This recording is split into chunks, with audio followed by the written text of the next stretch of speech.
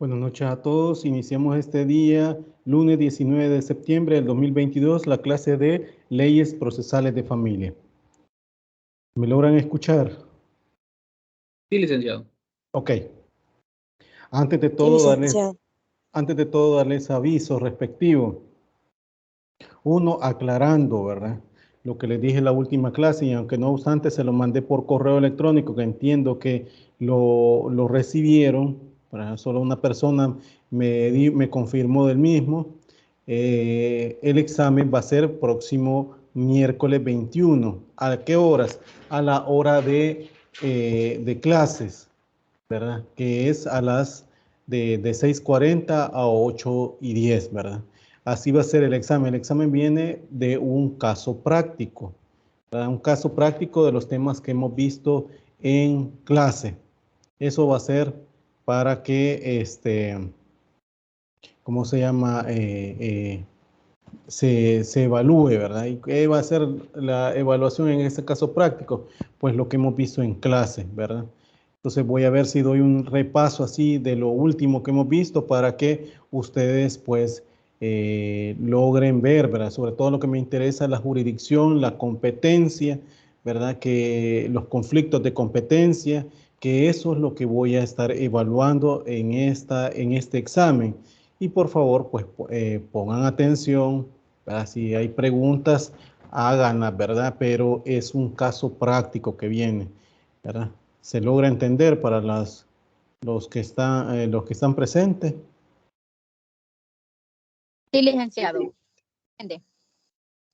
Ok, entonces, bueno, la última clase estuvimos hablando sobre la competencia, en los conflictos de competencia.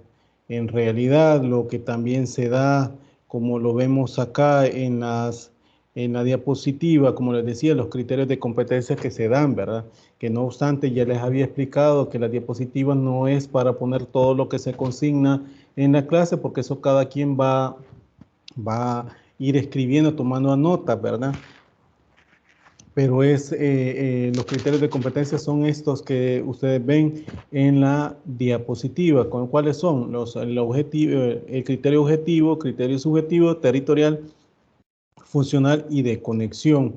Eso es lo que hemos visto en esta clase, ¿verdad? Con respecto a la competencia. Ya les había dicho, ¿verdad? El concepto propio de competencia lo habíamos puesto acá, ¿verdad? En la diapositiva, y para generalizarlo, lo que se establece propiamente tal como competencia. Yo les había consignado, ¿verdad?, como una aptitud legal de ejercer una jurisdicción en relación a un asunto determinado. Esto es para englobar todo lo que ya se establece por parte de los autores que hemos venido mencionando para conceptualizar el término competencia, ¿verdad? Lo que se debe de establecer, ¿verdad? Que es con respecto cuando se resuelve un asunto que le corresponde su conocimiento, ¿verdad? A un juez o jueza en una jurisdicción X, ¿verdad? Que se establece. Debo de decirle, esto estoy retomando ya lo que hemos dicho en clase, como les repito, o sea, ustedes vuelvan a escuchar la clase, que es prácticamente lo mismo que estoy diciendo. Yo lo aquí, solo por aspectos que habían, si hay alguna pregunta que evacuar, pues ahí puntual, ¿verdad? No estamos hablando de toda la clase, sino puntual. ¿Para qué? Para que también ustedes queden con la clase que realmente comprendan y sobre todo el tema, ¿va? Debo decirle que en el caso específico del derecho de familia, como les decía, ¿verdad? Atendiendo incluso pues a las definiciones que dan los autores, podemos decir que los jueces y juezas de familia, ¿verdad? Tienen jurisdicción, ¿verdad? Es decir, jurisdicción en todo el país, pero les ha sido conferido el poder incluso de administrar justicia como parte incluso del componente del órgano jurisdiccional, pero ese, digamos, poder tiene un límite, una atribución y una función específica como tal, ¿verdad? Lo cual es de conocer exclusivamente los asuntos de familia, y esto como lo dice, ¿verdad? O lo se deduce de los artículos, ¿verdad? Artículo 1 del Código de Familia y 1 y 5 de la Ley Procesal de Familia. Retomo esto porque para hablar de la jurisdicción, ¿se acuerdan como también habíamos hablado en las anteriores, ¿verdad? Cómo se iba a desprender, o sea, cómo se iban a ir desglosando por competencia territorial, ¿verdad? Por parte de los jueces. Recordemos que a nivel nacional, un juez de familia puede conocer, tiene competencia para conocer en materia de familia. Estamos hablando que todo juez de familia puede conocer en materia de familia, valga la redundancia, pero para su atribución donde está asignado, ¿verdad? Está limitado a cierta territorio que la misma ley lo establece. Ese territorio que le establece, les decía, es la ley orgánica judicial que lo establecía antes en el artículo 146, ¿verdad? Que este fue derogado posteriormente por el decreto 261, que vino a dar más competencias a los juzgados de familia. Les dije yo que en un inicio había valga la redundancia, iniciado esta jurisdicción de familia con solo 19 juzgados, entre esos 3 cámaras de familia que están, les decía yo, una en la sección del centro, que está con sede judicial en San Salvador, otra en la sede judicial de Santa Ana, de Occidente, perdón, con sede judicial en Santa Ana, y la otra en la sección de Oriente, que está con sede judicial en San Miguel, ¿verdad? Posteriormente les mencionaba a ustedes que estos juzgados se fueron ampliando la competencia. Ya no eran solamente 19 juzgados. ¿Por qué? Porque San Salvador ya no podía mantenerse para establecerse como en el caso pues de conocer todo el departamento de San Salvador. Fue necesario incluso crear los juzgados de San Marcos, Apopa, les decía yo, y Soyapango. Entonces, eso fueron reformas que se fueron haciendo posterior a la entrada en vigencia de la Ley Procesal de Familia. Les decía, la Ley Procesal de Familia ingresó el 1 de octubre de 1994. Posteriormente, estas reformas se hicieron en el 96. ¿Para qué? Para entrar en vigencia en estos municipios que todos los juzgados de familia de San Salvador no podían conocer. Es decir, por la sobrecarga de trabajo, pues era necesario crear esos juzgados, y así se hizo. Sin embargo, les decía, allá por el 2001 fue necesario hacer pluripersonales los juzgados de familia de San Salvador, ¿verdad? Soyapango, Santa Tecla, ¿verdad? Por la dimensión de trabajo que se establecía. Y así fue como dichos juzgados, tanto San Salvador, Santa Tecla, ¿verdad? Era necesario, y Soyapango era necesario hacer pluripersonal, que decía, aunque hubiera un solo juzgado, eran 2 jueces que estaban en esa sede judicial, ¿verdad? Cada uno repartido de manera equitativa su carga de trabajo. Pero posteriormente, ¿verdad? Vinieron otras reformas. Les hablaba que en el 2005 la Cámara de Familia de la sección del centro no podía con toda la carga de trabajo que se había. ¿Para qué? Para distribuir. Entonces, en este caso, se le quitó competencia, se le quitó la paz, se le quitó la libertad, se le quitó San Vicente, ¿verdad? Como juzgados de conocimiento de la Cámara de Familia de la sección del centro, y posteriormente fueron determinados a las competencias de las otras cámaras. ¿Cuál era la otra cámara? La Cámara de Familia de la sección de Occidente y la Cámara de Familia de la sección de Oriente para el conocimiento. Sin embargo, hubo necesariamente crear otros juzgados de familia, y en eso fue a partir de la entrada en vigencia del Código Procesal Civil y Mercantil, que entró en vigencia a partir ¿cómo que se llama? De julio del 2010. ¿Verdad? Era necesario que los juzgados fueron cambiando, ¿verdad? Juzgados civil y mercantil que fueron ingresando o fueron creados. Es así como se transformaron o se convirtieron dos juzgados de Santa Ana, tercero y cuarto, y dos juzgados de familia de San Miguel, tercero y cuarto, de juzgados de lo civil a juzgados de familia, en cada una de las sedes judiciales. ¿Para qué? Porque ya civil ya no era su competencia a partir de que habían creado juzgados en aquella época, ¿verdad? Con la entrada en vigencia del Código Procesal Civil y Mercantil, y por ende, pues era necesario pues, convertirlos en familia. Así como se hizo, eso fue con la de la reforma 2012.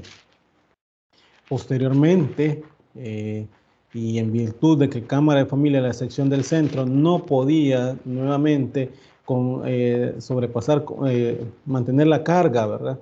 Se le quitó, en virtud de que en el 2011 entraba en vigencia la Cámara Especializada de Niñez y Adolescencia con la creación de la Ley Especial Lepina.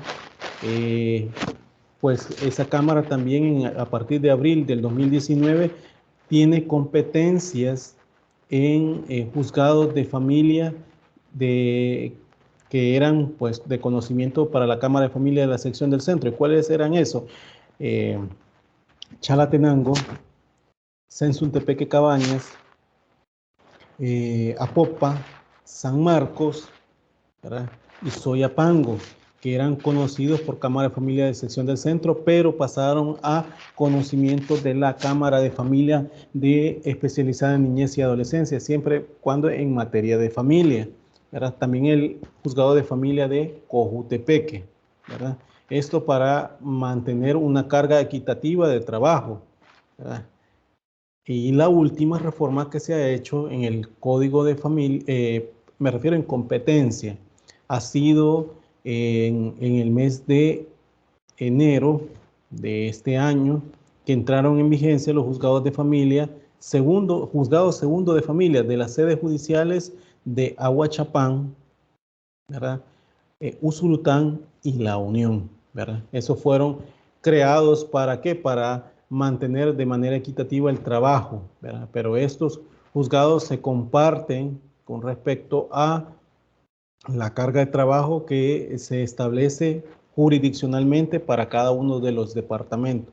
Es decir, de acuerdo a la carga que establece la ley orgánica judicial en los municipios que conocen cada juzgado, es así como ellos se distribuyen el trabajo. Y en estos últimos que estoy mencionando, hay una oficina receptora y distribuidora de demandas, que ellos mismos se encargan de distribuir las demandas de manera equitativa a los juzgados de familia, ¿verdad? Entonces, así fue la última, y les dije que después de esto se ha creado la ley Crecer Juntos, que viene a reformar de manera a derogar la Lepina y a crear una nueva ley, que es esta última que le dije, Ley Crecer Juntos, que también está dando la apertura de nuevos juzgados de familia. Y cuando ya estamos hablando de nuevos juzgados de familia, también se ha especificado competencias propias que tenían los jueces de familia, ¿verdad? No tanto lo territorial, sino que también de conocimiento. Les decía que el conocimiento de esta nueva ley, ¿verdad? Los juzgados de familia ya no van a conocer de pretensiones donde hayan niñas, niños y adolescentes. Es decir, por ejemplo, cuidado personal, régimen de visita, cuota alimenticia.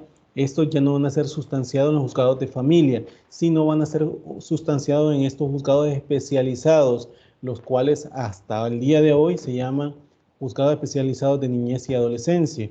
¿Verdad? Con la entrada en vigencia de la ley Crecer Juntos, siempre van a seguir siendo especializados de niñez y adolescencia, pero ya determinados por esta última ley que les menciono, y que también van a tener competencias para pretensiones, ¿verdad?, de familia, dicho juzgado, pero siempre y cuando el sujeto sea niña, niño y adolescente. No así cuando sean en el caso de pretensiones conexas. Cuando hablo pretensiones conexas estoy hablando de que son consecuencia A.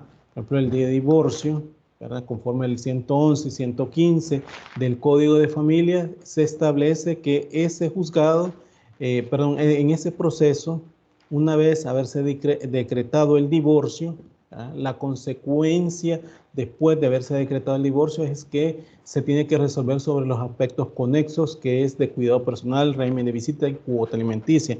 Así lo dice esos dos artículos, 111 y 115 del Código de Familia. Entonces, en esos casos se ha manifestado por la ley Crecer Juntos que solamente en esos casos, cuando haya una conexión, no van a conocer los juzgados especializados de niñez y adolescencia, sino que el juez de familia, ¿sí? Entonces, ahí para que lo tomen en cuenta en ese caso. También recordando las últimas clases que hemos mencionado sobre la competencia en materia de familia, les decía, ¿verdad?, que las competencias tienen 4 características importantes a saber. Les decía incluso, ¿verdad?, la primera como la improrrogabilidad. Esto pues que se refiere a que solo el funcionario competente puede adelantar o tramitar el proceso a partir del conocimiento que tenga de la causa. Así es como tenemos como criterios de competencia en materia de familia el que para iniciar cualquier acción se debe de seguir el domicilio de la persona demandada. Esto, pues obviamente, cuando el sujeto activo no sea un niño, una niña o un adolescente, y esto según el artículo 4 de la Ley Procesal de Familia. Esto en relación al artículo 217 de la Alepina y el 146 de la Ley Orgánica, que a este último, como les dije, ha sido reformado a partir del decreto legislativo número 261, que hace las reformas con respecto a las competencias de los juzgados, ¿verdad? Sin embargo, existe una excepción a dicha regla, la cual es la prórroga de competencia, que consiste en atribuir competencia a un juez o a una jueza que no lo es para conocer de un determinado asunto. Es decir, no tiene competencia. ¿Se acuerdan cuando les decía yo a ustedes que de divorcio por mutuo consentimiento se ha manejado como criterios jurisprudenciales que por ser diligencia, divorcio por la causal primera del artículo 106, ordinal primero del Código de Familia, ¿sí? Allí no hay contención entre los cónyuges, lo único que ellos hacen es una petición por medio de la solicitud, ¿verdad?, anexando el convenio de divorcio suscrito por ambos, que debe reunir los artículos, el artículo 108 del Código de Familia, ¿sí?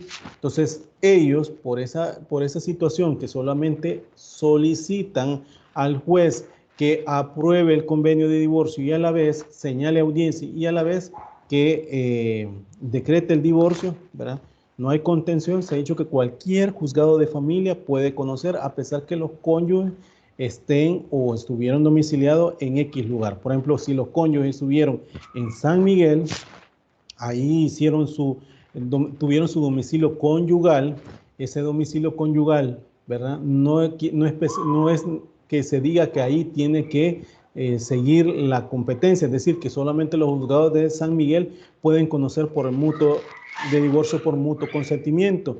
Les decía que también en esos casos, ¿verdad?, los cónyuges de manera expresa o de manera tácita pueden solicitar al juez de familia, ¿verdad?, o prorroguen la competencia para que el juez de familia, donde se ha tramitado la solicitud de divorcio por mutuo consentimiento, sea competente para conocer, ¿verdad?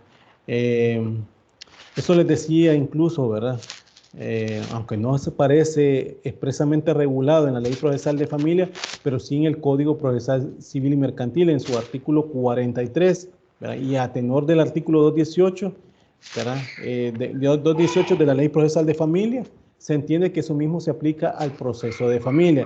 Es decir, que la competencia propia de los juzgados de familia, en el caso que le estoy poniendo por mutuo, ¿verdad?, primeramente por mutuo consentimiento, conoce, ¿verdad? Las partes, imaginémonos la prórroga la puede ser de manera expresa o de manera tácita. Expresa es que los cónyuges hayan consignado tanto en el convenio de divorcio como en la solicitud de divorcio que se adhieren a la competencia territorial del juez de familia donde dirigen la solicitud de divorcio por mutuo consentimiento, ¿sí? Pero también pueden hacerlo de manera tácita, es decir, que no digan nada, pero en tal sede judicial hayan iniciado el divorcio por mutuo consentimiento y aquí se entiende que debe, de forma tácita, se somete a la competencia de esta sede judicial. En el caso que le estoy poniendo de ejemplo, pues el de San Miguel, ¿verdad? Entonces, o sea, en esos casos de divorcio por mutuo consentimiento ¿cómo decirlo? Se mantiene o se está ponderando, ¿verdad? El principio de la autonomía y voluntad de las partes. ¿Qué quiere decir con esto? Que las partes se les respeta su decisión, ¿verdad? Y conforme a ellos han querido resolver sus asuntos familiares, pues, solamente se espera que los jueces de familia solamente aprueben el convenio si es que no vulneran algún derecho de las partes, ¿verdad? Así lo dice el 109 del Código de Familia, ¿sí? Para poner el ejemplo. Entonces, en este caso es que les decía que la competencia, en su característica, la improrrogabilidad, ¿sí? Ahora bien, la indelegabilidad, este aspecto, aunque lo vimos nosotros en los principios, sobre todo aspectos, les mencionaba en las clases anteriores, bueno, en el inicio de este ciclo con respecto a actos procesales que no las puede delegar el juez, ¿verdad? Eso también es una característica de competencia, porque la competencia es indelegable, que hace incluso pues referencia a que un juez o a una jueza que sea competente para conocer de un determinado asunto no puede facultar a otro que lo tramite y falle, o sea, que resuelva sobre una petición. Esa regla tiene su excepción en lo concerniente a las comisiones rogatorias, provisiones, exhortos y suplicatorios, en las que se delega la práctica de un determinado acto procesal. Cuando hablo de un determinado acto procesal y sobre todo acto de comunicación, acá estoy hablando de que el juez hay situaciones que no puede conocer. Por ejemplo, el juez de familia de San Miguel conoce de todos los municipios del departamento de San Miguel, pero claro, su sede judicial está en la ciudad de San Miguel. Algún municipio que conforma ese departamento, el juez no se puede delegar para en esos casos. Entonces, ¿qué es lo que tiene que hacer? Hace los suplicatorios respectivos a los juzgados, usualmente a los juzgados de paz, o en todo caso, en el caso que hubiese un juzgado de familia y fuese competencia territorial para con él, pues obviamente pedirle, pero en la mayoría es jueces de paz, ¿verdad? Que realicen el acto de comunicación. Entonces, en esos casos sí es permitido, esa es la excepción, que es lo concerniente a las comisiones, ¿verdad? O provisiones, ¿verdad? Otros casos también pueden ser las comisiones rogatorias, ¿verdad? Cuando se manda por medio de suplicatorio, por medios que se mandan fuera del país a hacer el emplazamiento al demandado o demandada. Entonces, obviamente, todos esos exhortos y suplicatorios, en esos casos, pues se piden por medio de relaciones exteriores, ¿verdad? Y la Embajada de El Salvador en aquellas naciones. ¿Para qué? Para que se hagan los actos de comunicación y ahí sí se está delegando esa práctica de acto de comunicación. Es un acto procesal, pero el acto de comunicación, en virtud que la sede judicial no puede llegar hasta allá, ¿verdad? Donde está la persona, y ahí hace el acto de comunicación. En ese caso sí puede ser delegable, ¿verdad? Pero solamente en esos casos, ¿verdad? Permítame, quiero ver que alguien me está...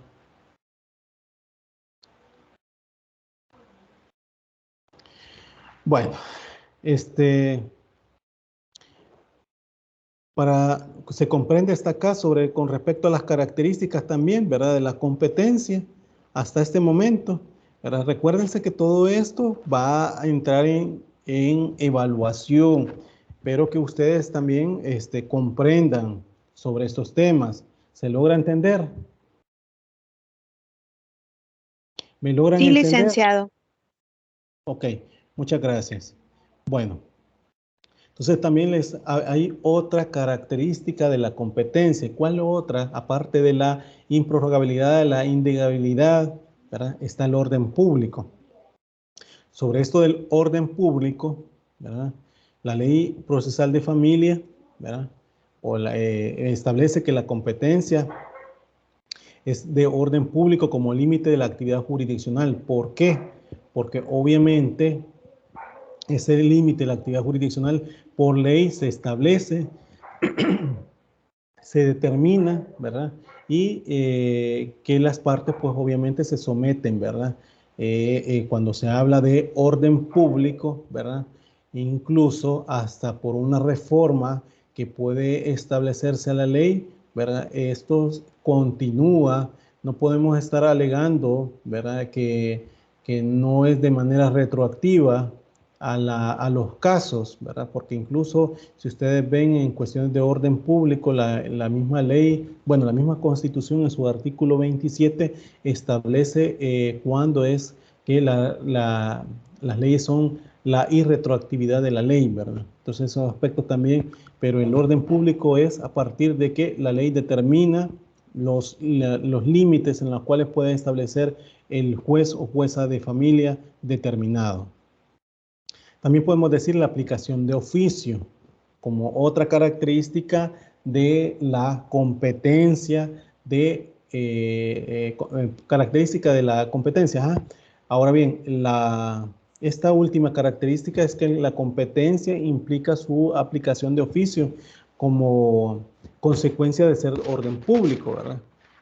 Nuestra ley procesal de familia recoge expresamente dicha característica al determinar, ¿verdad? En el artículo 6, literal A de la ley procesal de familia, que es el juez de familia, que dentro de sus atribuciones incluso debe calificar su competencia y en ese carácter está facultado para rechazar cualquier demanda o solicitud que ante él se plantea.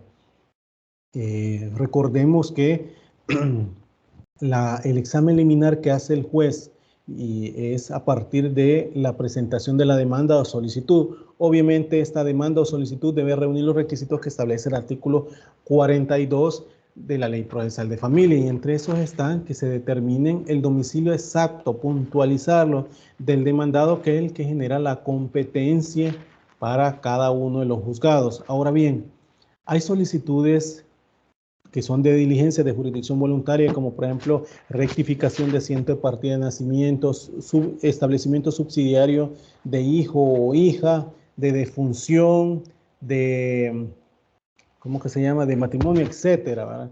Diligencias que no hay contención de parte.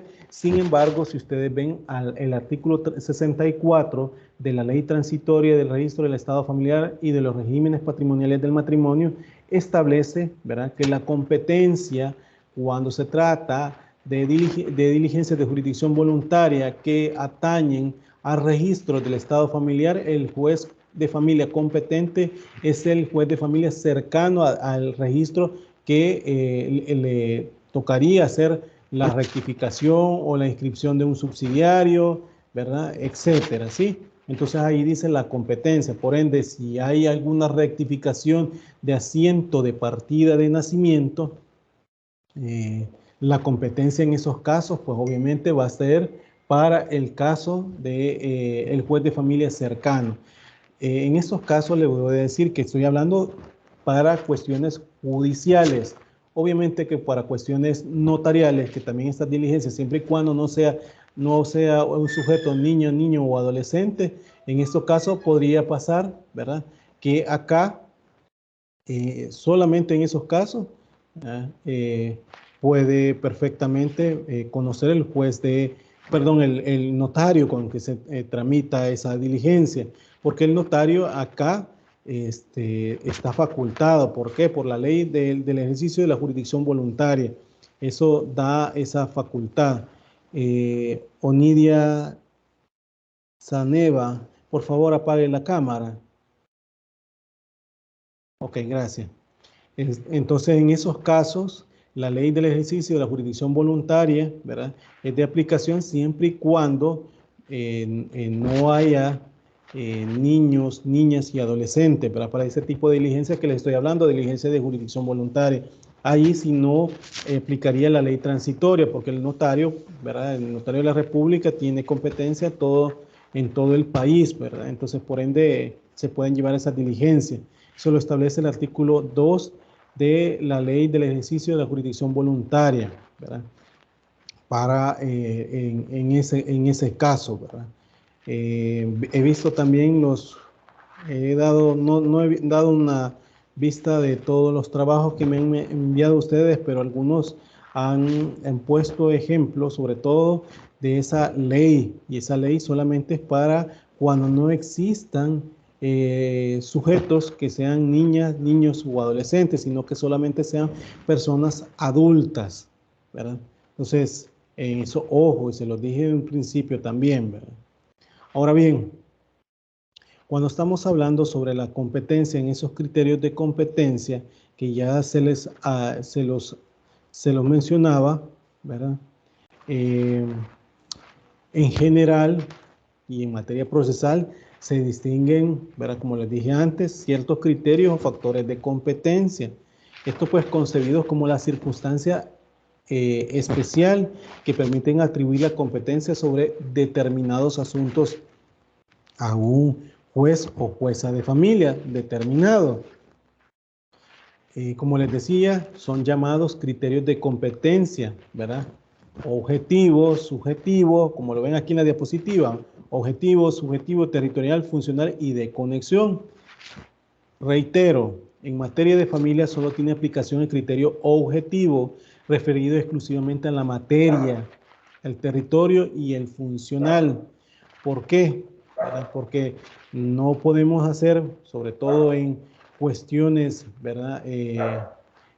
Clasificación, les decía yo a ustedes, sobre todo en materia de familia, sobre la cuantía, ¿verdad? Porque esto, ¿verdad?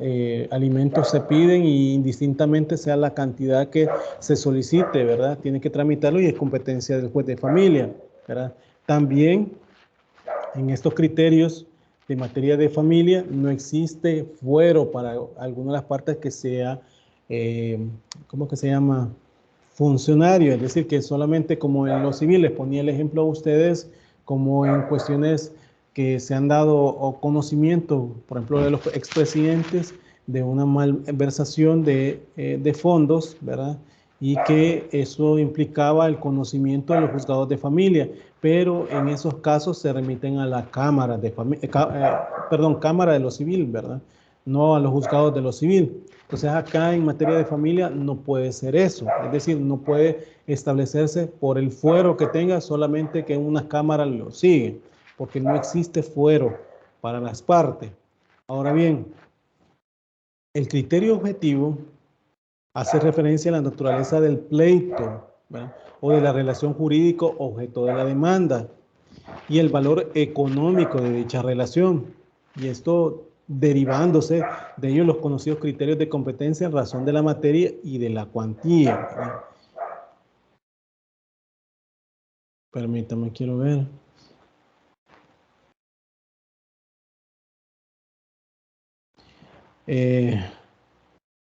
Bueno, estoy viendo mensajes que posteriormente voy a contestar. La señorita Mirna, posteriormente le contesto. Mirna González. Bueno, como les menciono, en estos casos, ¿verdad? El criterio objetivo, como les digo, es solamente bajo conocidos criterios de competencia, razón de la materia y de la cuantía se establece. Pero, como les había dicho antes, solo el caso de la materia tiene aplicación en familia, ya que como hemos dicho antes y lo he reiterado, los jueces deben tener competencia notoria en materia de familia y las acciones ante ellos incoadas son de valor indeterminado. Por eso, en materia de familia, indistintamente ustedes ven, ¿verdad?, que pueden tablarse demandas por X partes, ¿verdad?, donde solicita una cantidad exorbitante para X niño o para cualquier sujeto que establece el 248 del Código de Familia, llámese cónyuge, niña, niño, o sea, hermanos, hijos, etcétera, ¿verdad? Y unas cantidades exorbitantes, pero también pueden ver unas cantidades bien mínimas, para que eso depende de cada capacidad económica de cada alimentante, ¿verdad?, que está obligado a aportar esa cuota alimenticia, ¿verdad? Por eso son valores indeterminados. El criterio de objetivo, ¿verdad?, en ese caso, en materia de familia, ¿verdad?, deben tener competencia notoria en materia de familia y las acciones de ellos y cuidados son de valor indeterminado. Ahora bien, el criterio territorial que se establece hace relación a la circunscripción territorial, del cual el juez o jueza de familia puede ejercer su jurisdicción. Les insisto, el artículo 146 de la Ley Orgánica Judicial lo establecía, pero con la reforma que se hizo a ese artículo, ¿verdad?, conforme al decreto 261, ¿verdad?, dio competencia, y esto a raíz de la creación de más juzgados de familia, la creación de más juzgados en diferentes materias, etcétera. Entonces, en ese sentido, ese decreto ha establecido la delimitación territorial dentro de la cual los jueces de familia ejercen su función, ¿verdad?, determinado, por ejemplo, que para el caso de San Salvador, ¿va?, el conocimiento que tenga, ¿verdad?, se les decía, es de Delgado, Ayutucepeque, Mexicano, Cuscatancingo. Son 4 municipios de San Salvador que conoce, ¿verdad?, los juzgados de familia de San Salvador. ¿Cuáles juzgados de familia? Los 4 que existen, que son pluripersonales, que hay dos jueces en cada sede judicial, y ellos son competentes en razón del territorio. Los 8 jueces y juezas de familia, como les digo, pluripersonales del municipio de San Salvador, por ponerle un ejemplo, ¿verdad? Yo les decía que hay otros jueces, ¿verdad?, sin fin, ¿verdad?, sus competencias que se van determinando, y ahí pueden ir viendo ustedes tanto en ese artículo 146 que fue derogado por el 261 del decreto legislativo, ¿sí? Ahora bien, el criterio funcional, que también debemos de tomarlo en cuenta, hace referencia a la clase especial de funciones que desempeña el juez en un proceso también, según su instancia o la casación y revisión de su conocimiento. Esto pues que se haya distribuido entre varios jueces de distintas categorías. La última clase me estaban preguntando sobre este criterio funcional, y sobre este debo de decirles que también eso depende, ¿verdad?, en qué instancia se encuentran. Les decía yo, por ejemplo, el juez de familia, ¿verdad?, es primera instancia. Las cámaras de familia son segunda instancia. Y la sala de lo civil, que conoce de las actuaciones de las cámaras de familia, pues es superior en grado, ¿verdad? Entonces, en ese caso, la distribución, como se hacen, ¿verdad?, en distintas categorías que pueden ser conocidas. Claro, aquí hay una distinción que podemos hacer, que incluso por el criterio funcional de conocimiento, incluso, que está muy relacionada con aspectos ¿cómo que se llama?, de recusación e impedimento, les decía yo a ustedes. ¿Por qué? Porque un juez de familia que haya conocido en primera instancia, imaginémonos que a estas alturas, después que haya otorgado la sentencia, un divorcio, un proceso de divorcio, que haya dictado la sentencia y hayan apelado con respecto a esa sentencia, y en la actualidad el juez de familia o jueza de familia, posterior a esa presentación de recurso, llega a la Cámara que le toca que conocer, ¿verdad?, sobre ese recurso, no puede conocerlo, ¿verdad? ¿Por qué? A pesar que está ese criterio funcional, que son distintas instancias, porque ya sería una instancia, segunda instancia, pero la calificación no la puede hacer él mismo, ¿verdad?, emparándose en una situación de que él la conoció y la va a volver a conocer en segunda instancia. La Constitución establece que no deben de establecerse, o en ese caso, del conocimiento nuevamente del juez de familia, pues que ya dejó de ser de primera instancia y ahora está en segunda instancia, ¿sí? Ese es el criterio funcional. Ahora bien, los artículos 4 y 5 de la Ley Procesal de Familia determinan que habrán jueces y magistrados de familia. Cuando habla de los jueces, ¿verdad?, que conocen en primera instancia, y también cuando habla de los magistrados, son los que conocerán en segunda instancia, ¿verdad? Obviamente también ahí el término magistrados es general, ¿verdad? No solamente se está refiriendo a los magistrados de Cámara, sino también magistrados de la Corte Suprema de Justicia. Esto es en sus competencias, como les repito, ¿verdad? Y ese es el criterio funcional.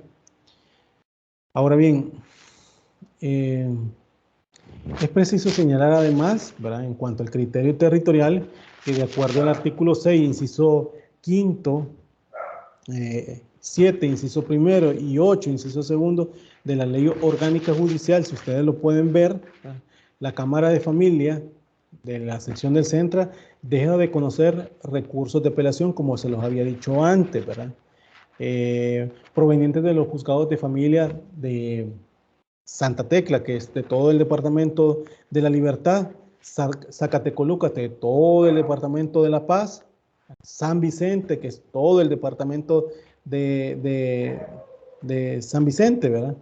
Y también, ¿verdad?, en cuanto al de Santa Tecla, va a conocer, pues ya no, ¿verdad?, solamente la Cámara de Familia de la sección del Centro, allá por el 2005, sino que ahora iba a conocer la Cámara de Familia de la sección de Occidente.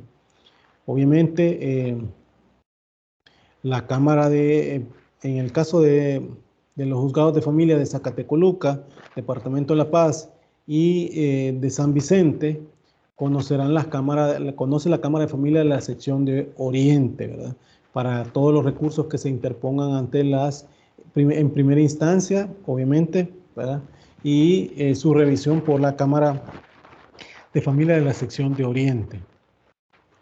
En esa misma línea también se ha producido una modificación importante en cuanto a la competencia territorial de los juzgados de familia del departamento de San Salvador. Como se los dije antes, pues se crearon los juzgados de familia de Apopa, Soyapango y San Marcos, y además se crearon por reconversión, ¿verdad?, los juzgados tercero y cuarto de familia en los municipios de Santa Ana y San Miguel. Esto para ir viendo, en esto atañe como les dije, el criterio funcional, porque también ellos llegan a conocer, ¿verdad?, pues de acuerdo a sus funciones, ¿verdad?, y el territorio donde están designados por ley. Esto pues a la idea de que cada departamento, por regla general, incluso existe un juzgado de familia, y que cada una de las zonas centrales, zona central, oriental y occidente, existe una Cámara de Familia. La competencia territorial para los juzgados de familia de San Salvador, Santa Ana y San Miguel, pues incluso pues estos tres ha quedado modificada su competencia. Recordemos que, como les dije también, que a pesar que hay 3 cámaras de familia en El Salvador, ¿verdad?, pero está una que coadyuva. ¿Y cuál es? La Cámara Especializada de Niñez y Adolescencia, que tiene también competencias, ¿verdad?, de los juzgados de familia, competencias territorial, pues para el caso, como les decía, en el caso de San Marcos, Apopa, Soyapango, Chalatenango, Sensultepeque, Cabañas y Cojute, lo conoce ya no la Cámara de Familia de la sección del Centro, sino que la Cámara Especializada de Niñez y Adolescencia, para cuando se ha dictado resoluciones en materia de familia, y que la conozca dicha Cámara de Lepina. Recordemos que también la jurisdicción de Lepina también tiene una relación propia en derecho de familia, y por ende puede conocerlo, ¿verdad? Eso se espera, así también como aspectos de violencia intrafamiliar. La violencia intrafamiliar, ¿verdad?, aunque no se dice por parte de dicha ley contra la violencia intrafamiliar, quiénes son los competentes, únicamente en su artículo 32 de la ley contra la violencia intrafamiliar establece que admite recurso, ¿verdad? En este caso de apelación, y que pueda ser interpuesta y que sea conocido por el superior en grado, ¿va? No dice si es un juez de paz que lo dicta, tiene que ser una cámara de lo penal, sino que dice que no lo dice y se ha mantenido con criterio jurisprudencial que las cámaras de familia, que las que conozcan, y en el caso pues ahora de la Cámara Especializada en Niñez y Adolescencia, sobre esos municipios últimos que le he dicho que han sido reformados pues para que conozca sobre esa competencia. Reitero, los juzgados pluripersonales primero, segundo, tercero y cuarto de familia de San Salvador tienen, ¿verdad?, la competencia en los municipios de Mexicano, Cucatancingo, Ayutustepeque y Delgado o Ciudad Delgado, 4 municipios que tengan de su conocimiento. En el caso de el municipio de Apopa, estos conocen incluso todo lo del municipio de Apopa, Nejapa, Guazapa, Aguilares, Tonacatepeque y El Paisnal, ¿verdad? Son municipios propios de Apopa que conocen, ¿verdad? Ya para que puedan entablarse demandas en dicho juzgado. En San Marcos se ha dicho también que San Marcos, ¿verdad?, todo lo del municipio de San Marcos, de Panchimalco, de Rosario de Mora, de Santo Tomás, de Santiago Texacuango, Olocuilta y Cuyultitán, pues conoce el juzgado de familia de San Marcos. Pero debemos de tener un debido cuidado porque San Marcos, ¿verdad?, sobre todo los planes de arrendero, hay un límite, ¿verdad?, en la cual está entre San Salvador, de los planes de arrendero, que una parte es de San Salvador y otra parte es de San Marcos, ¿verdad? Entonces, aun y cuando exista ese límite con respecto a los planes, ¿verdad?, entonces ahí también el conocimiento propio, ¿verdad?, del juzgado de familia de San Marcos. Soyapango, este juzgado de Soyapango ha establecido 3 municipios. ¿Cuáles son? Soyapango, San Martín e Ilopango, que son conocimientos de los juzgados de familia de Soyapango. En el caso de los juzgados de familia, ¿verdad?, de Santa Ana, esto se establece en los juzgados primero, segundo, tercero y cuarto, que les decía que incluso esos 2 últimos, tercero y cuarto, que fueron conversión del civil, conocen de todos los municipios que corresponden a dicho departamento de Santa Ana. También San Miguel, ¿verdad?, en la misma suerte, el primero, segundo, tercero y cuarto, ¿verdad?, estos 2 últimos, tercero y cuarto, que fueron conversión del civil, también conocen todos los municipios, ¿verdad?, que corresponden al departamento de San Miguel. Y en el caso de La Libertad, que obviamente en este caso sería el juzgado de familia de Santa Tecla, con sede judicial en Santa Tecla, departamento de La Libertad, que les mencionaba, son pluripersonales, ¿verdad?, al igual que el de San Salvador, al igual que Soyapango, ¿verdad?, hay 2 jueces que también conocen todos los departamentos, todos los municipios que componen el departamento de La Libertad, ¿verdad? Eso para que ustedes tomen en cuenta que esos son los criterios, ¿verdad? Digamos, separación que hace la ley orgánica para establecer las competencias propias de los juzgados de familia. Repito, las características de las competencias, ¿verdad?, ya la hemos hablado y son 4, ¿verdad? Una es la improrrogabilidad, les había dicho. Otra es la indelegabilidad. Otra es que es de orden público y la otra es de aplicación de oficio, ¿verdad? Les había mencionado que la improrrogabilidad es que no se puede prorrogar la competencia, a no ser que hay aspectos, ¿verdad?, de que las mismas partes se sometan por situaciones propias. Les mencionaba el divorcio por mutuo consentimiento como diligencia. Obviamente las partes pueden de manera expresa o tácita, ¿verdad?, someterse a la competencia del juez de familia. Y les decía que en esos casos, ya sea de forma expresa, porque lo mencionan tanto en la solicitud como el convenio de divorcio, o tácita, porque solo presentaron la solicitud de convenio de divorcio y anexo el convenio, lo presenta en tal sede, se entiende que de manera tácita se han sometido a la competencia, aunque no hay una improrrogabilidad, pero ahí se establece que en esos casos está la excepción, ¿verdad? Que se pueden someter las partes, ¿verdad? Y sobre todo a diligencias que también hay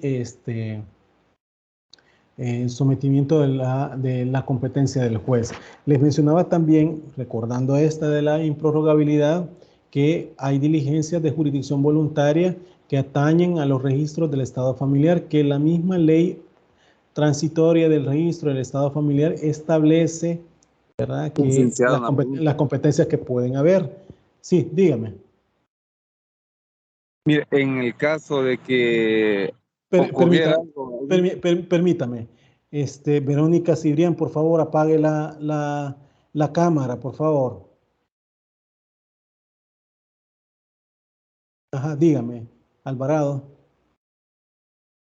sí, en el caso, digamos, de que igual el incidente que pasó con el Ministerio de Hacienda, si llegara a pasar un incidente eso así en un juzgado de familia y desapareciera cierta cantidad de papelería, ¿cómo hicieran para cumplir con eso de improrrogabilidad que dijo? Vaya, para comprenderlo, no recuerdo lo de Hacienda. Si me lo puede Que para... quedó fuego ahí el edificio en una cierta parte. Ah, ok. Usted está hablando de que se pierde la documentación. En este caso del Sí, expediente, sí. ¿se refiere usted? No, y ahí estamos hablando de otras situaciones. Cuando aquí estamos hablando de competencia, no nos perdamos. Si en el evento hay una destrucción del expediente por A o B circunstancias que las puede pasar, han habido en juzgados que incluso para eventos de huracanes, ¿verdad? Los expedientes se han mojado y se han destruido, ¿verdad? Porque se han mojado. Entonces, contestando su pregunta, ¿verdad? Tanto el artículo 160, si no me equivoco, de la ley orgánica, como también, ay, se me va el artículo del Código Procesal Civil y Mercantil, pero habla sobre tomarse en cuenta el expediente copia o las presentaciones de los escritos por parte de los abogados se pueden convalidar. Tendría, creo que 146 siguiente, no recuerdo el artículo, pero se lo puedo decir para la próxima. Ahí habla el Código Procesal Civil y Mercantil, la forma como se puede reponer el expediente, ¿verdad? O sea, al final, Sí, pero aunque se haya, sí, perdona. de que la pregunta iba dirigida a una de las características que usted dijo, que era improrrogabilidad, Sí, digamos de que no perdón. tiene prórroga, ¿verdad? Entonces, en el caso, sí, digamos que sería una excepción. Usted está diciendo si dentro de la solicitud se mencionó por lo tácito o lo expreso, así como el divorcio por mutuo. ¿A eso se refiere usted? Sí, correcto. Ok, por eso, y vuelvo y repito, si en ese caso se haya destruido el expediente, pero ahí se consignaba la forma de someterse por las partes a la competencia del juez o jueza de familia donde se ha tramitado el proceso y o diligencia, en este caso del divorcio por mutuo consentimiento, perfectamente se puede reponer el expediente y como le repito, al reponerse obviamente vuelve nuevamente ahí lo consignado por las partes, es decir, someterse a la competencia del juez de familia, ¿verdad? Entonces ahí, como la competencia, la prórroga de la competencia se da de manera expresa o tácita, ¿verdad? Aunque esté o no esté consignado, con solo el hecho del número de expediente que se esté tramitando, se entiende que hay una expresión favorable de someterse a la competencia del juez de familia, ¿sí? Entonces, indistintamente, sea expresa o tácita, ¿verdad? El juez tiene que darle trámite a esa diligencia. ¿Se comprende, Edwin o Sí, Edward Alvarado? gracias. Ok, Sí, ok. sí. No sé si hay más preguntas con respecto a esto que estoy hablando para los demás. Recuérdense que esto va a venir evaluado el día miércoles. Es un caso que les he puesto y esto para que ustedes también estén preguntando, ¿verdad? Porque el día del examen lo van a hacer individual y no quiero tampoco respuestas que sean cortadas y pegadas porque también eso, ¿verdad? Va a invalidar su examen, porque eso me está dando a entender de que hay incluso hasta copia, ¿verdad? Entonces, quiero un análisis propio de ustedes, porque eso es lo que la universidad quiere también, que ustedes lo hagan.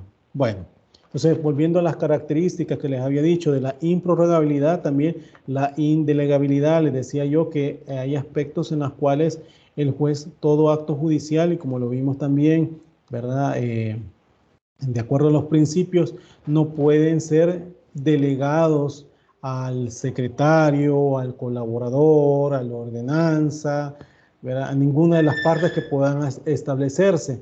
Ahora bien, sin embargo, hay aspectos, les decía, con respecto a los exhortos, a los suplicatorios, ¿verdad?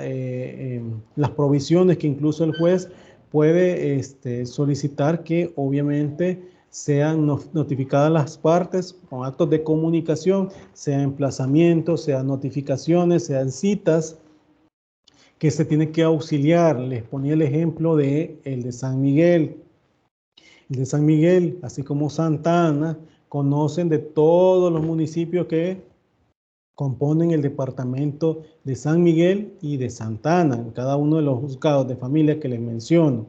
Ahora bien, sobre esto, obviamente que un municipio que sea lo más escondido, por decirlo así, de cada uno de los departamentos, el juez de familia, porque como está en su sede judicial, está ya sea en San Miguel o Santa Ana, no puede hacerlo por su propio medio, tiene que auxiliarse de los juzgados de paz, ¿verdad? ¿Para qué? Para su conocimiento. Entonces, aquí sí es permitido la delegabilidad de esos actos de comunicación. También en el caso cuando se mande a hacer por medio de suplicatorio, el emplazamiento del demandado, el común en nuestro país, en Estados Unidos. Pero no quiero decir que solamente en ese país, también se hacen en otros, pero el común es que en Estados Unidos. Entonces, ¿qué es lo que se tiene que auxiliar el juez de familia? Por medio de relaciones exteriores, que haga el acto de comunicación en las embajadas respectivas. ¿Para qué? Para que no se va a ir él a hacerse el acto de comunicación. Tiene que hacerlo por medio de personas que lo auxilien. En este caso, por medio de relaciones exteriores y la embajada de El Salvador en los países donde se dirige el exhorto, ¿verdad? O suplicatorio, ¿verdad? Ahora bien, les mencionaba también como criterio de competencia el de orden público. Cuando mencionaba que el de orden público, obviamente las leyes delimitan, establecen, ¿verdad? Las competencias propiamente tal de los juzgados de familia. El territorio, sobre todo, le mencionaba que el artículo 146 de la ley orgánica, que fue reformada a partir del decreto 261, esto establece delimitaciones para cada uno de los juzgados de familia y eso es de orden público. Obviamente, así como lo establece el artículo 27 de la Constitución, también determina aspectos que de la irretroactividad de la norma, es decir, que una reforma hace que se pueda volver retroactivo, ¿verdad? O sea, en este caso, por ser de orden público. También se puede hablar de la aplicación de oficio. Cuando hablo de la aplicación de oficio, es que como característica de la competencia, este aspecto es que también se establece a partir del artículo 6, literal A, de la Ley Procesal de Familia, cuando el juez, desde el momento que hace el examen liminar de la demanda o, en todo caso, solicitud, puede determinar su competencia y aquí es donde él se puede declarar incompetente, ya sea por materia, por territorio, ¿verdad? Y en estos casos, pues obviamente, si es por cuestiones de territorio, ¿verdad? Ese auto por sí solo no admite recurso, aunque esto lo vamos a ir viendo más adelante cuando nos toque que hablar sobre los recursos, sobre los medios de impugnación. Y allí pues es la aplicación de oficio de acuerdo al juez. ¿Para qué? Para su competencia, ¿verdad? Esa característica de la competencia.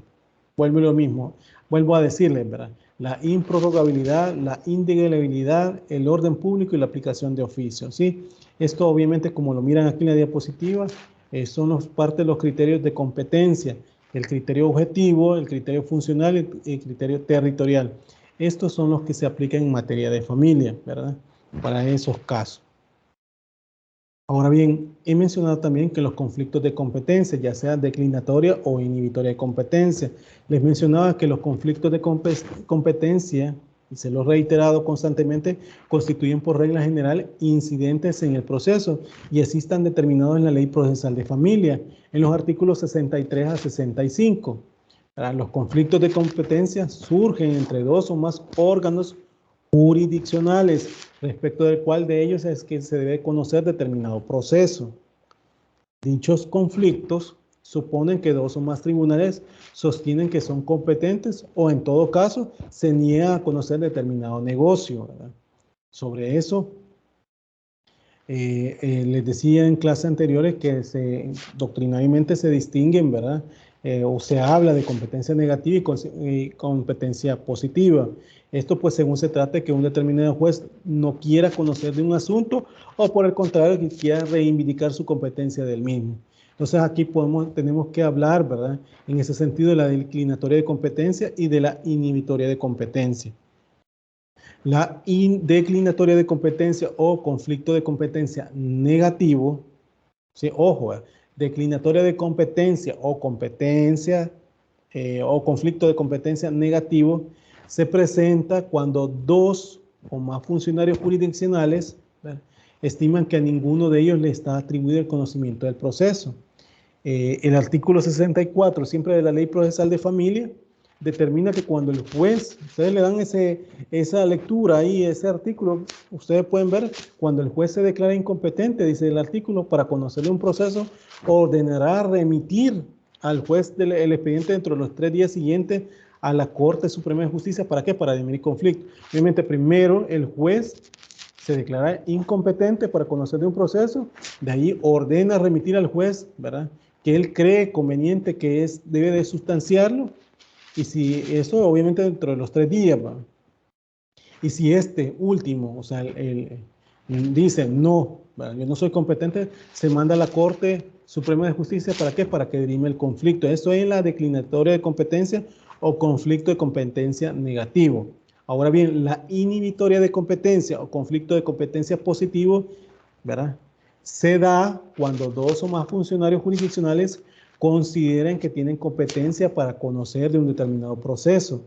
El artículo 65 de la Ley Procesal de Familia indica, si ustedes le dan también lectura a ese artículo, que si un juez o jueza de familia se considera competente para conocer de un proceso que conoce otro juez, le solicitará, ¿verdad?, que se declare incompetente mediante resolución motivada. Esa resolución motivada es lo que el juez le establece, da las razones por las cuales es competente. Si el juez requerido, o sea, a quien se le está solicitando, así lo hiciere, deberá remitirle el expediente dentro de los 3 días siguientes, contado a partir de la fecha de recibido el requerimiento. En caso que no diga no, eso no puede ser, ¿verdad?, dentro del mismo plazo y mediante resolución motivada, reafirmará su competencia y solicitará al juez requiriente la declaratoria de incompetencia y el envío del expediente para conocer el litigio o remitirlo dentro de los 3 días siguientes a su recibo a la Corte Suprema de Justicia. ¿Para qué? Para que dirima el conflicto si el juez requiriente insiste en su competencia. ¿Sí? Entonces, indistintamente sea declinatoria de competencia, ¿verdad?, positivo, negativo, perdón, declinatoria de competencia o conflicto de competencia negativo, o inhibitoria de competencia o conflicto de competencia positivo, en estos casos, pues, siempre tiene que conocerlo la Corte Suprema de Justicia, si es que al juez a quien se le delega, en ese caso, dice que no es competente, ¿verdad? ¿Alguien quiere hacer preguntas? Que veo que el micrófono lo están abriendo.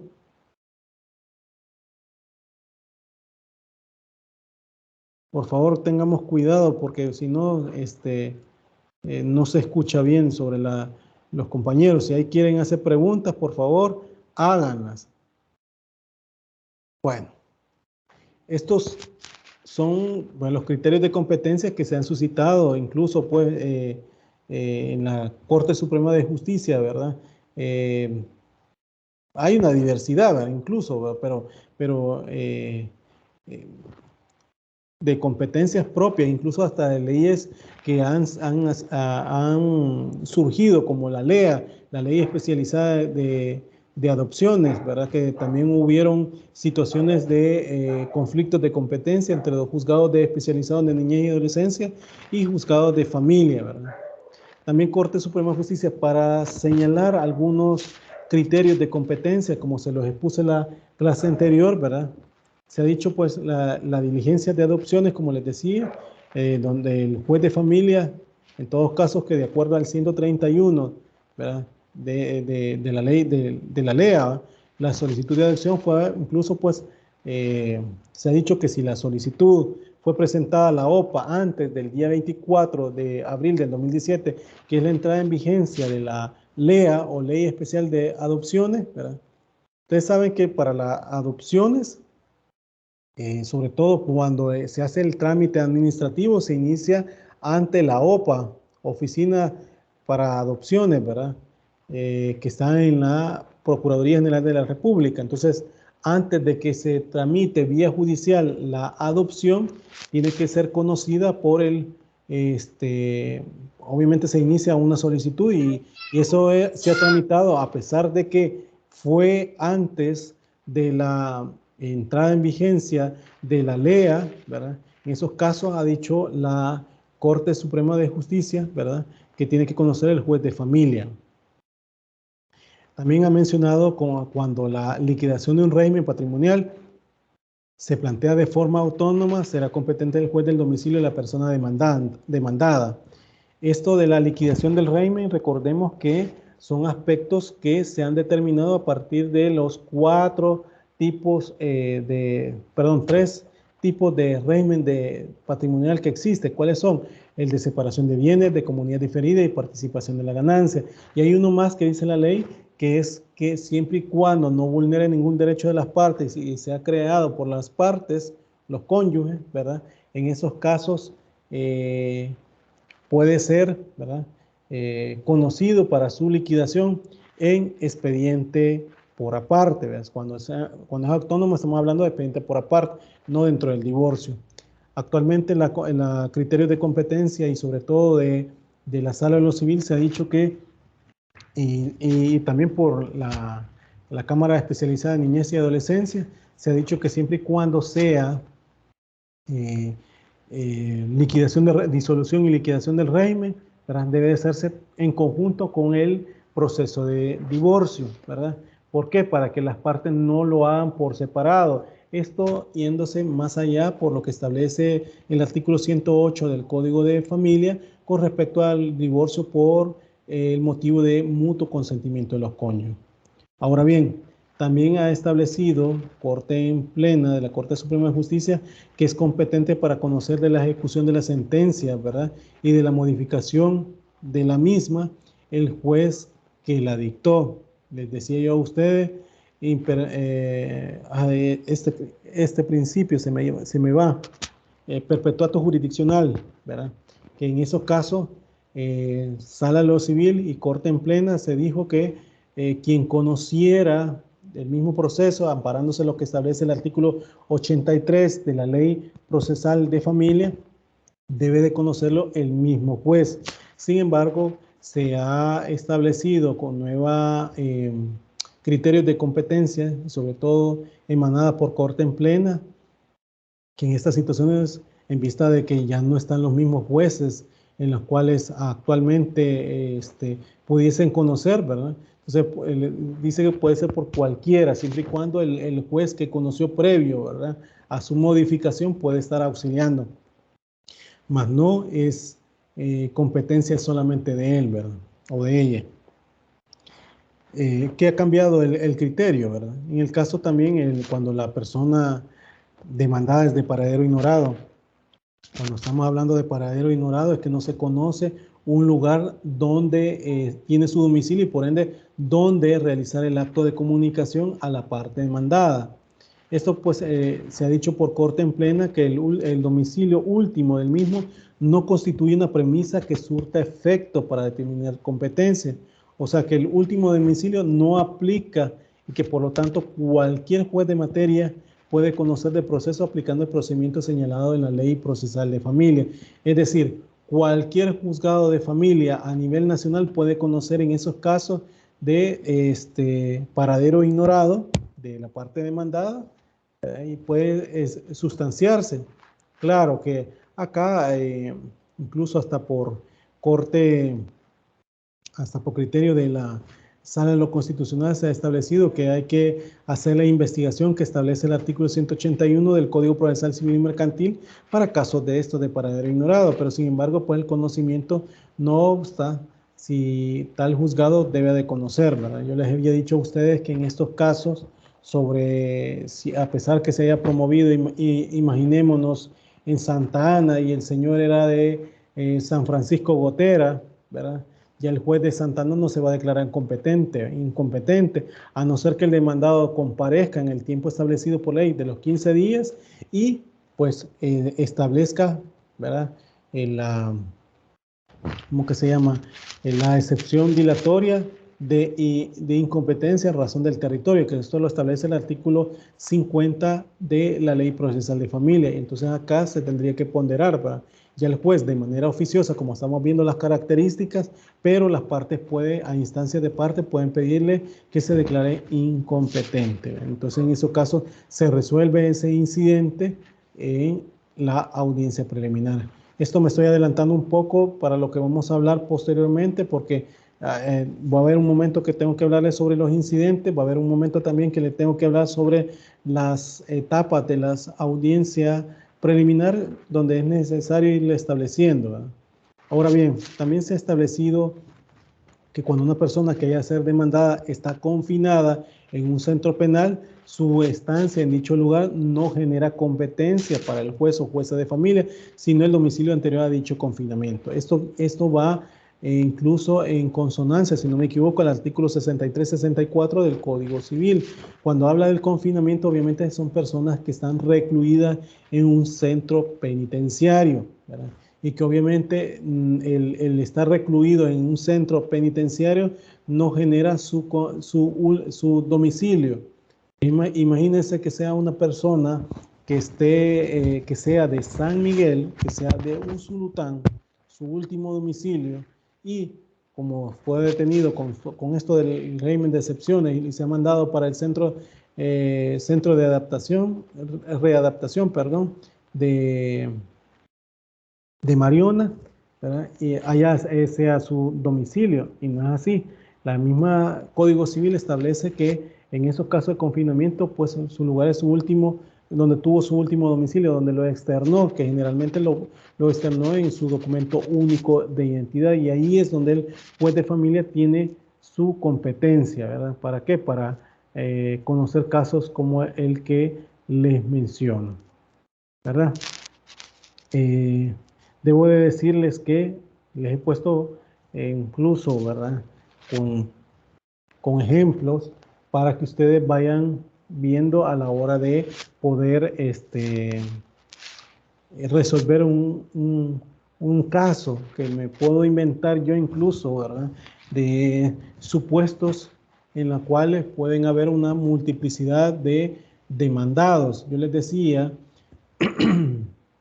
que pueden haber demandados, y esto pues los litisconsorcios, ¿verdad? Pluralidad de demandados con pluralidad de demandantes, ¿verdad? Pueden haber casos de alimentos, ¿verdad? En la cual 5 hijos pueden estar pidiendo el alimento a sus dos progenitores, o sea, a su mamá y a su papá, de alimentos. En este caso, no necesariamente como seguimos la regla del domicilio del demandado, puede ser que los dos padres tengan uno el domicilio de Usulután y el otro el domicilio de Ahuachapán, por decir un caso. Entonces, en este caso, tanto el de Ahuachapán como el de Usulután tienen competencias propias, ¿verdad? Porque tanto uno como el otro, donde se haya iniciado, ¿verdad? Puede conocer el caso, ¿verdad? Pero no se puede declarar incompetente solamente porque uno de ellos, en este caso, no sea el domicilio de circunscripción territorial del juez donde se haya entablado. Si en el caso que les estoy mencionando se entabló en Aguachapán y de Aguachapán no puede venir invocando, bueno, mire, solo uno es de mi circunscripción, la otra no, lo voy a mandar para Aguachapán, para Usulután, por decir el caso. No, tiene que conocerlo en uno solo. Claro que ahí, como le repito, puede haber una circunstancia, ¿verdad? Que incluso puede poner la excepción, pero acá lo que se busca es por el principio de preclusión, economía procesal, que solamente un juez conozca, ¿verdad? No que vamos a estarlo separando.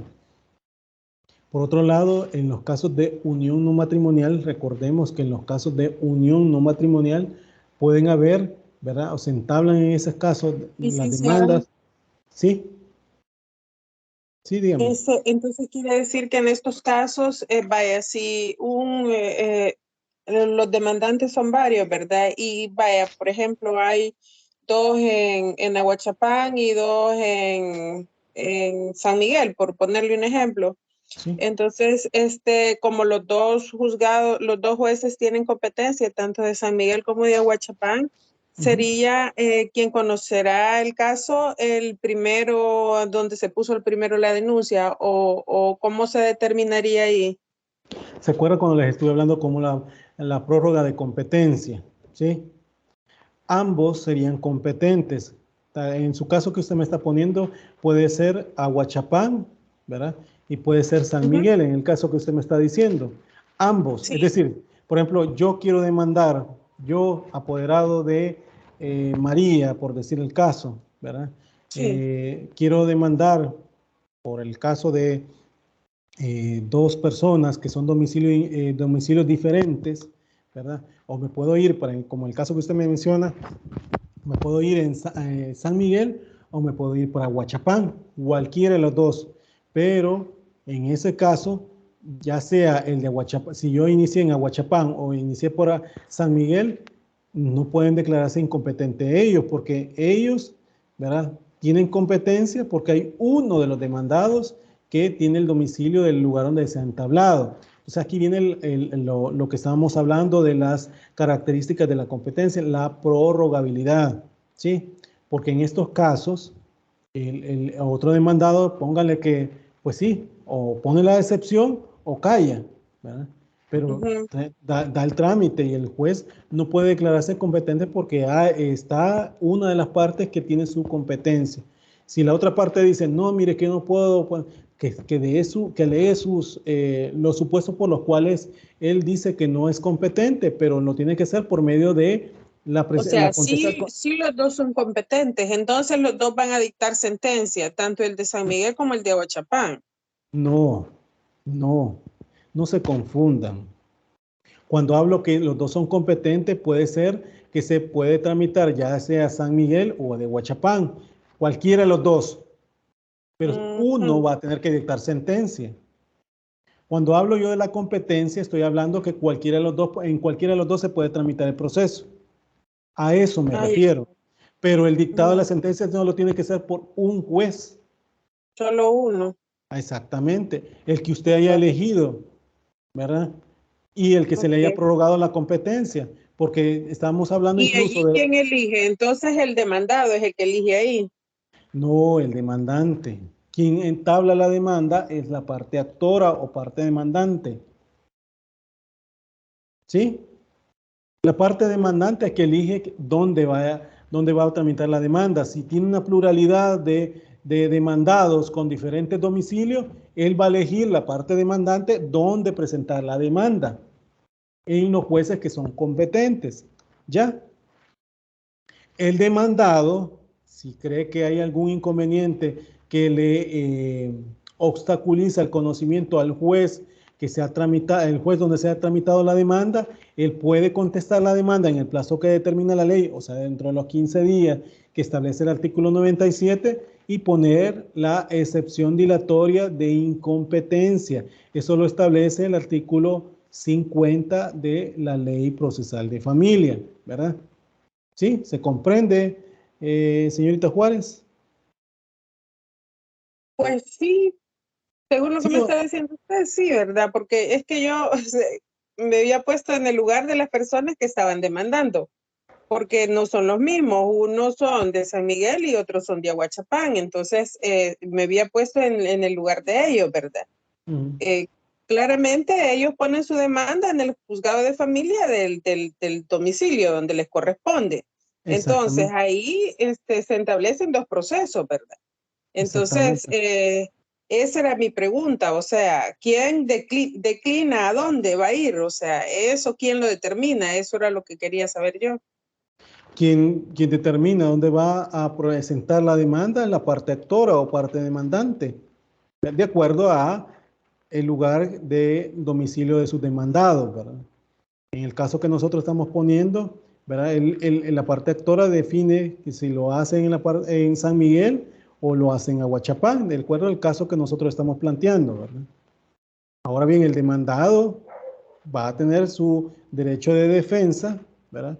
Planteando la excepción dilatoria en razón del territorio, ¿verdad? Porque puede alegar que no es competente. Ok, está bien, entonces ahora sí le comprendí. Gracias, Alex. Ok, bueno, debo decirle que estos de la pluralidad de demandados también se dan en casos de unión no matrimonial, ¿verdad? Recordemos que las uniones no matrimoniales se pueden entablar ya por ruptura, ya sea porque se separaron los convivientes en vida o fallece uno de los convivientes. Eso lo dice el 118 del Código de Familia. Ahora bien, también en este caso, ¿verdad? Ahí se maneja conforme el 126 de la Ley Procesal de Familia, de acuerdo al demanda, a los herederos, así lo dice ese 126, ¿verdad? A los herederos, obviamente declarados, ¿verdad? No presuntos, sino que declarados, ¿verdad? Ahora bien, si no hay demandados declarados, se va contra cualquiera que le pueda perjudicar, ¿verdad? La sentencia que se dicte, así lo dice 126, pero si hay demandados, hay que especificar, ¿verdad? La competencia, en cuáles están, ¿verdad? Y si en realidad hay declarados herederos.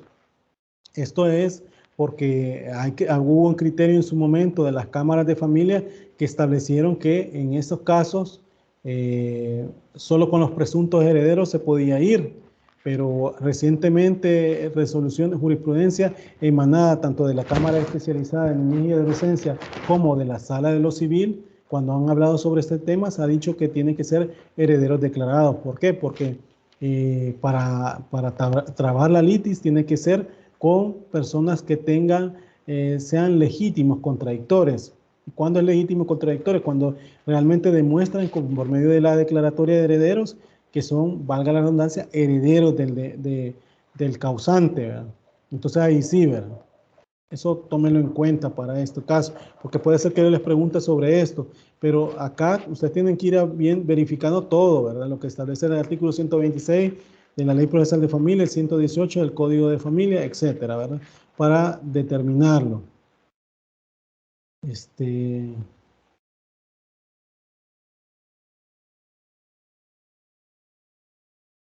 Dígame, Edward, estaba haciendo una pregunta. Dígame, Edward Alvarado. Y quiere hacer una pregunta, dice, que me ha escrito ahí, en el chat. Lo escucho. Edward Alvarado. No, pero es una pregunta así personal. Ahí se lo voy a escribir en chat. Bueno. Bueno, les reitero que el examen es el día miércoles 21 de septiembre, el segundo examen ordinario de esta materia. Tienen que estar ustedes solventes con la universidad, si no, no van a hacer el examen. Aunque ustedes la plataforma de aula virtual o Moodle de la UTEC se los permita, tienen que estar solventes el día que se haga el examen. De lo contrario, no vale. Tendrían que tramitar el examen diferido, ¿verdad? Esto lo digo porque si no, no van a tener nota de examen, ¿verdad? Y solo de actividades. Les reitero también la otra cuestión, que los exámenes se ponen, ¿verdad? Hay plazos que el mismo sistema va otorgando. Primero son los exámenes ordinarios, después los exámenes diferidos y por último de las actividades. Las actividades, ya consigné, ¿cómo que se llaman? Notas de algunos que me faltaban de sus actividades y creo que ya los pudiesen ver. Quienes me estaban solicitando de esas actividades, pues ahí los pueden ver, ¿verdad? Ahora bien, el examen, vuelvo y repito, tienen que estar solventes. Tienen que hacerlo en la plataforma Moodle o aula virtual de la UTEC.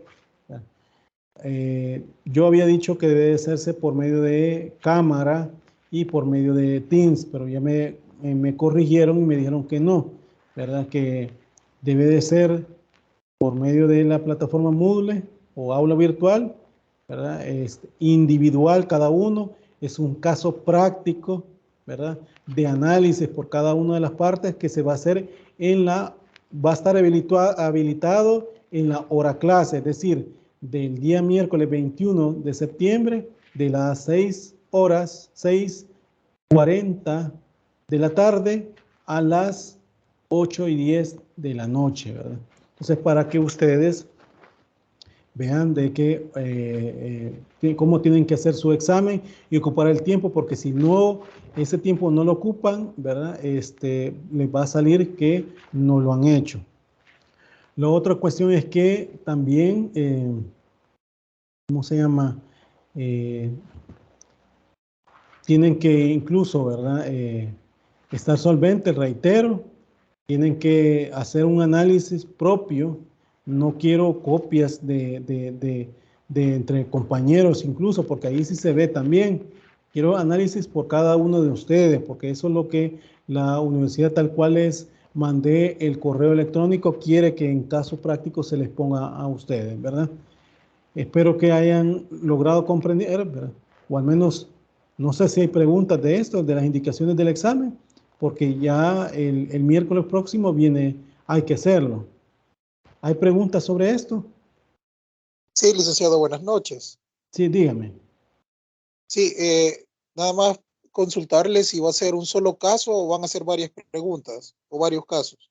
Es un solo caso. Si usted vio el correo, es un caso, pero obviamente ahí les estoy haciendo unas preguntas. Ustedes tienen que resolver esas preguntas de un solo caso. Así va a ser. Gracias. Ok. Recuerden que el examen tiene el 70% de la nota, de la nota. La otra es el laboratorio que ustedes hicieron de manera grupal, ¿verdad? Ahí se compone el 100% de este segundo periodo, de segunda nota que se tiene que retomar, o sea, tener, ¿verdad? Sería el 70% y 30%. El 70% del examen y 30% el de la actividad, ¿sí? Si no hay preguntas, pues me quedo hasta acá. Nos vemos en clase la próxima semana, el próximo lunes, y el día miércoles, este próximo miércoles 21 de septiembre, a la hora clase de 6:40 p.m. a 8:10 p.m., obviamente el examen, ¿verdad? El desarrollo del examen en la aula virtual Moodle o aula Moodle de la UTEC o aula virtual, ¿verdad? Si no hay más, pues me quedo hasta acá. Nos vemos en la próxima clase, ¿verdad? Y cuídense si no hay preguntas hasta este momento.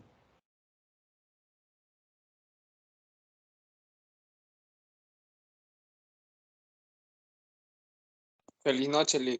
Feliz noche. No, gracias, feliz noche. Feliz noche. Feliz noche. Gracias, Liz. Feliz noche. Feliz noche. Buenas noches. Buenas noches. Buenas noches.